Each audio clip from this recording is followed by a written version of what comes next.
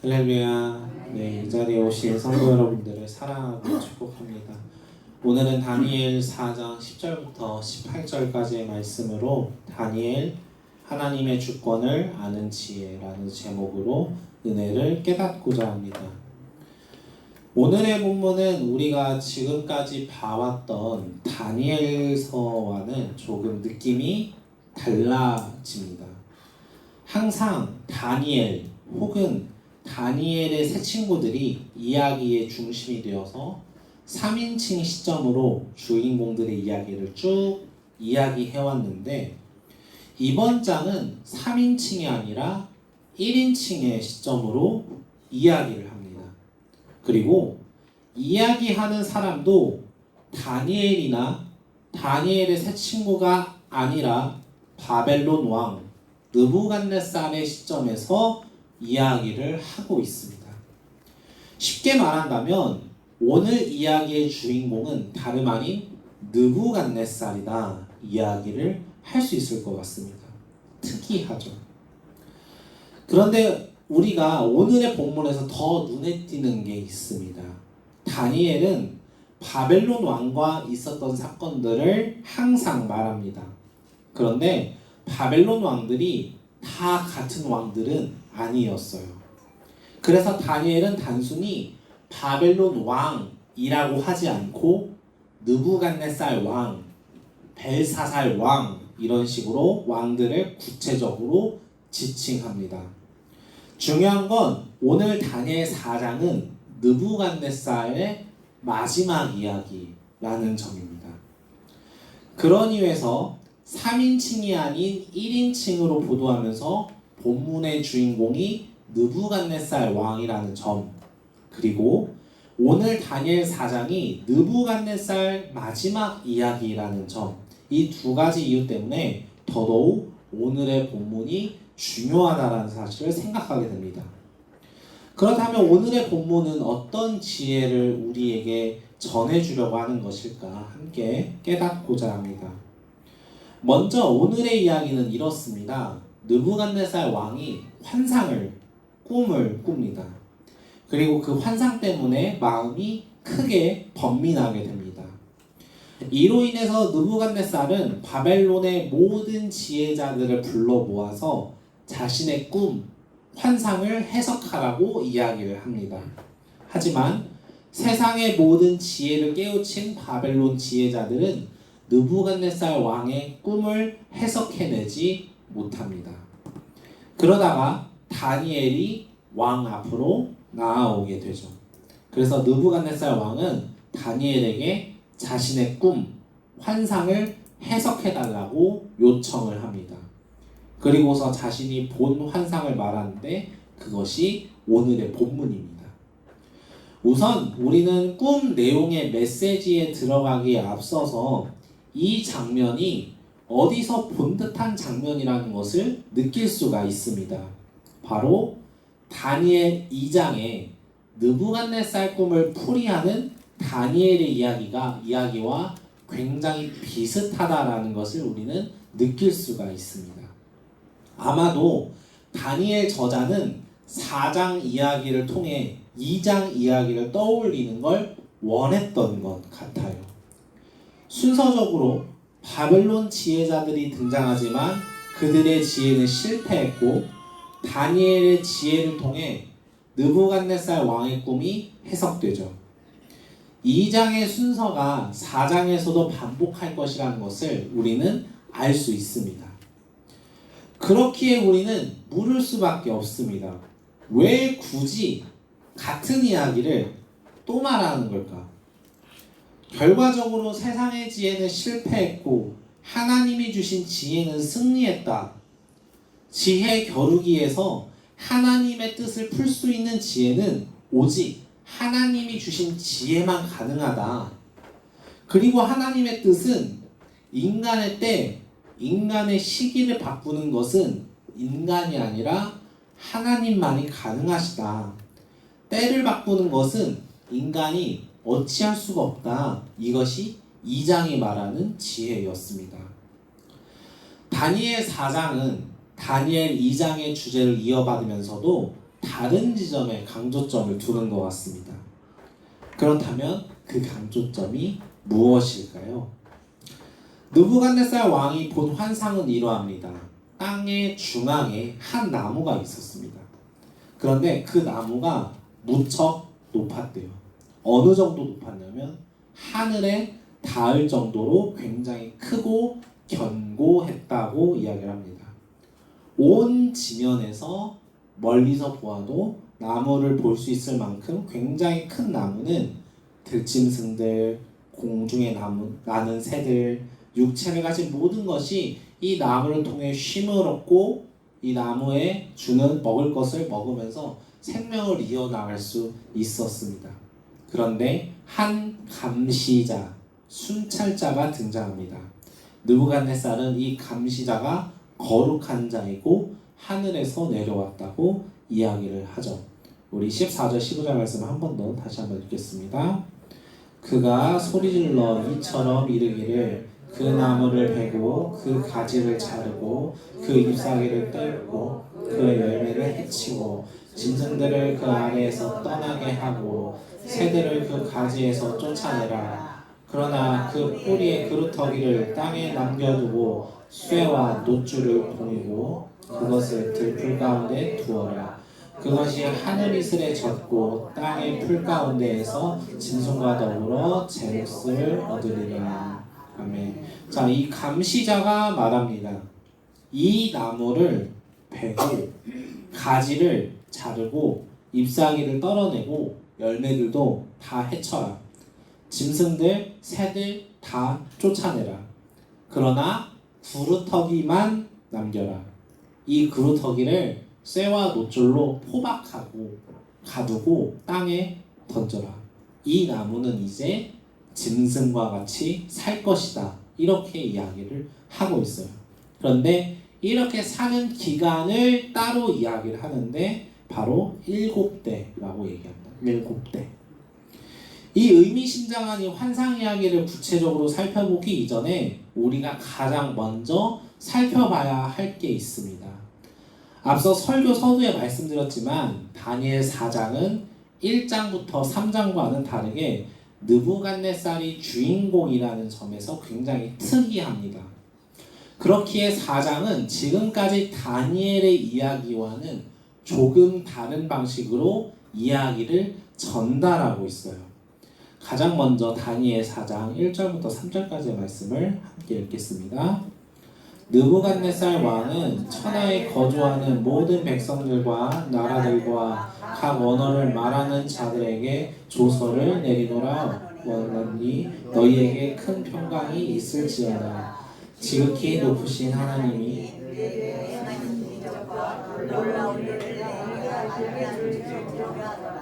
참으로 크도다 그의 이적이요 참으로 능하도다 그의 놀라운 일이요 그의 나라는 영원한 나라요 그의 통치는 대대에 이르리로다.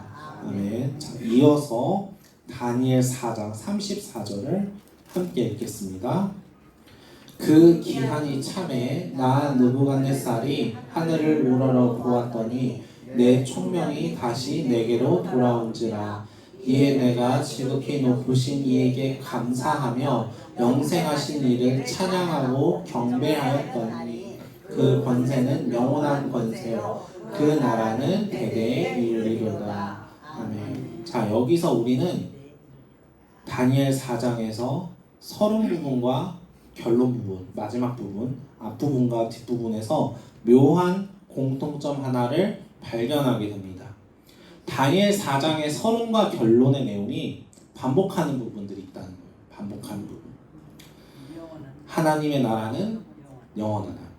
하나님의 나라는 영원할 것이다 라는 말이 반복되고 있어요. 이 말을 지금 느부갓네살이 직접 하고 있다는 게 중요한 거예요.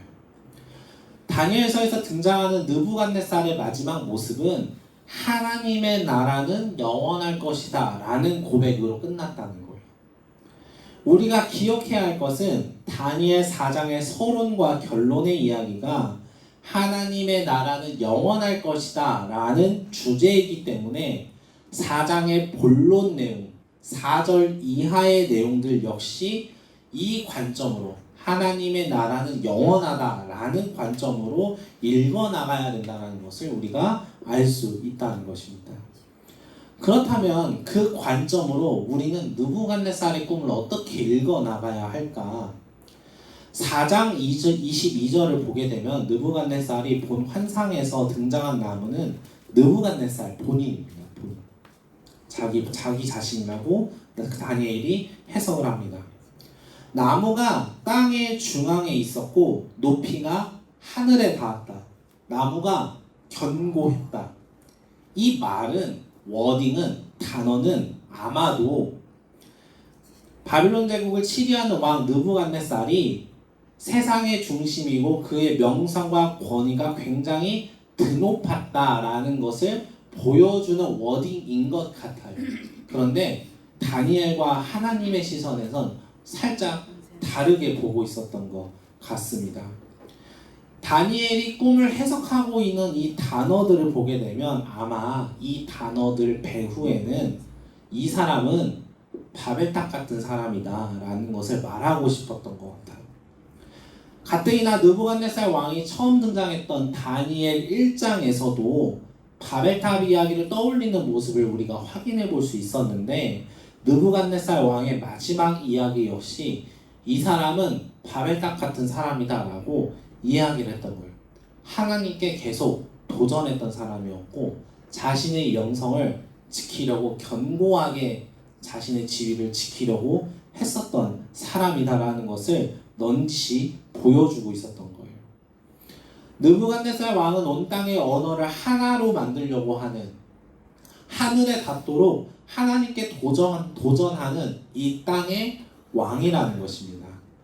하나님의 백성들을 유린하고 무시하고 자신의 능력을 믿으면서 견고하게 자신의 통치를, 자신의 왕권을 계속 이어나가려고 다니엘 3장에서 신하들이 이런 얘기하죠. 왕에게 만수무강하옵소서. 당신의 통치는 영원할 것입니다. 사람을 시켜서 사람의 통치가 영원할 것이라고 그렇게 만들고 싶어하는 이 느부갓네살의 마음을 우리가 확인해 볼 수 있다는 거예요. 느부갓네살 왕의 교만한 자신의 통치, 자신의 때를 변하지 않게 하려고 노력했던 사람, 이 느부갓네살 왕의 모습을 지금 이렇게 표현을 하고 있습니다. 아마 느부갓네살 왕은 이 권력이 자신의 거라고 생각했던 것 같아요. 내 거, 이건 내 거다. 내가 스스로 만든 것이다. 내가 기회를 잡은 것이다. 그런데 사실은 그게 아니었죠. 감시자, 개역개정 성경에선 순찰자라고 번역을 했는데 감시하고 있는 사람이 있었어요. 순찰을 돌고 있는 사람이 있었어요. 이 사람이 통치를 잘하고 있나? 순찰하는 거예요. 감시하는 거예요. 이 사람이 하늘에서 왔다고 하죠. 그렇다면 누가 감시하라고 시켰느냐? 바로 하나님이 시켰죠. 하나님께서 느부갓네살 왕에게 통치하라고 넘겨주신 거예요. 다니엘서 1장. 넘겨주신 거예요. 치리하라고 주셨단 말이에요. 그러나 느부갓네살 왕은 하나님이 주셨다라는 생각을 안 하고 생각하지 못하고 내 것이다 라고 붙들고 있었던 거죠. 느부갓네살 왕의 통치는 하나님이 주셨는데 내 것이다 라고 생각하는 이 사실은 굉장히 하나님이 보시기에 되게 진노 일으키실 만한 그런 모습이었던 것 같아요.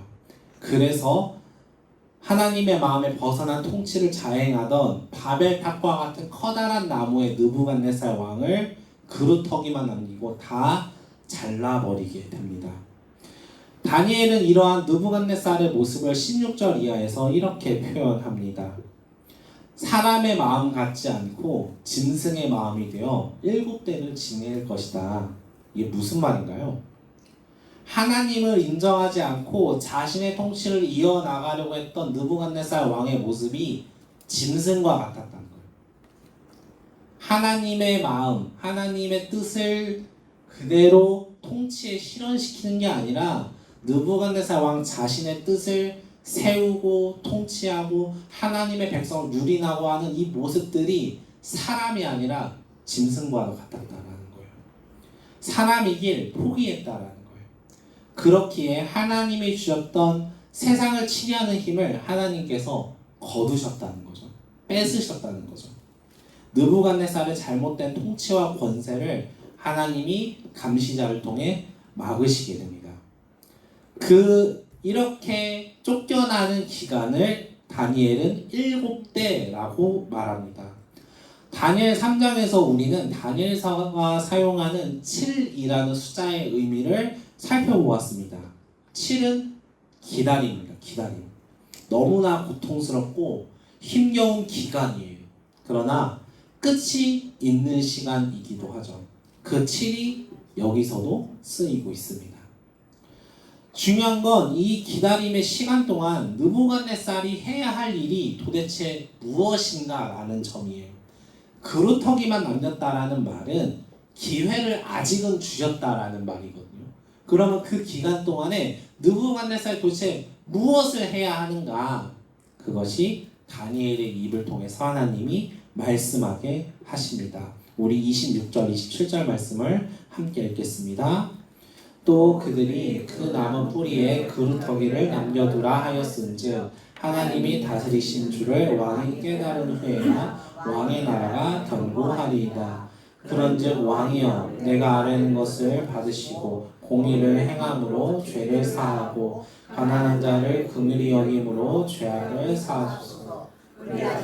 왕의 평안함이 혹시 장구하리이다 하니라. 아멘. 다니엘이 말하는 거예요. 왕이시여, 이러한 삶은 지금까지 당신이 보여주고 있는 이 삶은, 이 짐승 같은 삶은 하나님께서 보시기에 기쁜 모습이 아닙니다. 왕께서 꼭 알아야 하실 게 있습니다. 하나님께서 온 세상을 다스리신 줄을 아셔야 합니다. 하나님의 주권을 아셔야 합니다. 라고 말하는 거예요. 비록 감시자에 의해서 나무가 잘려나갔지만 하나님께서 그루터기를 남기신 이유는 교만한 느부갓네살 왕을 낮추셔서 짐승같이 사는 모습에서 바꾸시게 하려고 이것을 행해야 된다, 이것을 알아야 한다라고 다니엘이 말하고 있다는 거예요. 짐승같이 사는 모습이지만 하나님의 주권을 인정한다면, 하나님의 뜻을 당신이 행할 수만 있다면 당신은 변화할 수 있습니다 라고 다니엘이 말하고 있다는 거예요. 시간이 흐르고 느부갓네살의 이 꿈은 실제로 성취됩니다. 33절의 말씀을 보게 되면은 느부갓네살 왕이 사람에게 쫓겨나서 짐승처럼 살게 됐다고 이야기를 해요. 일종의 정신병이라고 말하기도 하지만 핵심은 느부갓네살 왕이 하나님의 주권을 인정하지 않았다라는 거예요. 내 것이라고 생각하고 쥐었는데 사실은 하나님께서 나에게 맡기신 것이었죠. 그런데 이 사실을 느부갓네살 왕은 인정하지 않았던 거예요. 사실 다니엘은 여기서 느부갓네살의 최후가 이런 모습임을 보여주면서 하나님을 인정하지 않는 사람의 삶은 이것이다 라고 끝냈어도 큰 문제는 없어 보였어요. 더욱이 이 느부갓네살 왕은 남유다를 멸망시키고 하나님의 백성을 유린하고 무시하고 공격하고 박해하는 나라의 왕이었는데 더더욱 그렇게 끝내도, 이런 결말로 끝내도 이상하지 않았을 거예요. 하지만 다니엘은 여기서 한 걸음 더 나아갑니다. 우리가 설교 초반부에 읽었던 이 말씀 7대, 느부갓네살에게 있어서 너무나 고통스럽고 견뎌야 하는 시간이 지났어요. 그때 비로소 느부갓네살이 하나님의 주권을 알게 됩니다. 인정하게 됩니다. 하나님의 주권을 인정하고 하늘을 우러러 보았어요. 경외하는 마음으로 하나님을 인정했다라는 말이에요. 그러자 놀랍게도 짐승같이 살던 모습에서 사람이 되었다라고 이야기를 합니다. 총명이 다시 나에게 돌아왔다. 왕권이 다시 나에게 찾아왔다. 이 고백을 느부갓네살 왕이 자기 입으로 말하는 거예요. 회복의 기회가 있는 그때에 비로소 하나님을 인정하고 하나님의 주권을 인정하게 되니까 하나님이 회복시키셨다는 거예요. 느부갓네살 왕이 비록 교만했던 시기가 있었지만 인간의 때와 시기를 바꾸시는 하나님의 그 절대적인 주권을 인정하니까 비로소 짐승과 같이 본능에 충실하면서 공격성을 가지고 폭력적으로 세상을 치리하던 그런 모습에서 공의를 행하고 죄를 사하고 가난한 자를 긍휼히 여기면서 하나님께서 원하시는 일들을 이루어가는 하나님의 뜻을 실현시키는 통치로 바꾸어 가니까 사람같이 되었다는 거예요. 사람으로 변했다는 거예요. 다니엘 2장에선 인간의 때와 시기를 바꾸시는 분은 오직 하나님이라는 지혜를 우리에게 가르쳤다면 4장에 이르러서 그 하나님의 주권을 인정하는 지혜가 우리에게 있어야 한다는 것을 가르치고 있었다라는 거죠. 사랑하는 성도 여러분, 여기서 우리는 한 걸음 더 나아갔으면 좋겠습니다. 우리는 다니엘서를 읽고 있는 최초의 독자들을 한번 생각해 봤으면 좋겠어요. 다니엘서를 읽었었던 최초의 독자들은 다니엘과 같은 상황에 처해 있는 이방 국가에서 포로로 끌려온 백성들이었어요. 남유다 백성들이 다니엘 4장에서 7대를 견뎠던 느부갓네살의 모습을 보면서 무슨 생각을 했었을까요? 만약 다니엘 3장과 4장을 연달아 읽어 나갔다면 7배나 뜨거운 풀목불 7대 동안 높은 위상에 있었던 모습에서 낮아진 모습을 감내해야 하는 그런 자신들의 모습. 우리 역시도 남유다에서 떵떵거리면서 살았었는데 나라가 망해버리면서 다 잃어버린 거예요. 너무나 힘든 시기를 보내고 있는데 그 모습이 다니엘의 세 친구의 풀무불과 느부갓네살 왕의 7대를 통해서 동병상련을 느꼈을지도 모르겠어요. 하나님께서는 이방국의 왕조차도 교만한 자리에서 낮추셔서 7대가 찼을 때 회복시켜 주셨는데 현재 유배 기간을 보내고 있는 하나님의 백성들에게도 형벌의 때가 찼을 때 반드시 회복시켜 주시지 않겠느냐. 조건이 있다면 하나님의 주권을 인정하는 것에서부터. 지금 내 상황에 대해서 하나님 왜 내 상황이 이런 거예요? 불평 불만 물론 늘어놓을 수 있겠지만 그보다 먼저 하나님께서 온 세상을 다스리시는 주권을 가지고 계시니 내 상황 자체도 하나님께 맡겨드리겠습니다. 주님의 주권을 내가 인정하겠습니다. 이 고통스러운 시간, 내가 감내해야 하는 이 시간을 내가 견뎌내겠습니다. 저 멸망해야 될 이방 나라의 왕 느부갓네살 왕조차도 하나님을 인정하니까 하나님께서 회복시켜 주셨던 것처럼 정말 하나님이 사랑한다고 말하는 하나님의 백성들까지도 하나님께서는 당연히 회복시켜 주지 않으시겠느냐라는 다니엘의 그 마음이 여기서 느낄 수 있지 않을까라는 생각을 해봅니다. 이 역사의 주권이 궁극적으로 하나님께 있다는 사실을 우리가 믿어야 합니다. 너무나 고통스럽고 힘든 시간을 우리가 지금 보내고는 있지만 하나님의 주권을 다시금 인정하면서 이 기한이 다 찼을 때 지금 내가 받는 고난은 앞으로 받을 영광에 비교하면 아무것도 아니라고 말했던 바울의 고백처럼 우리의 앞으로의 미래도 하나님이 회복시킬 그 미래도 우리가 기대할 수 있을 것 같습니다.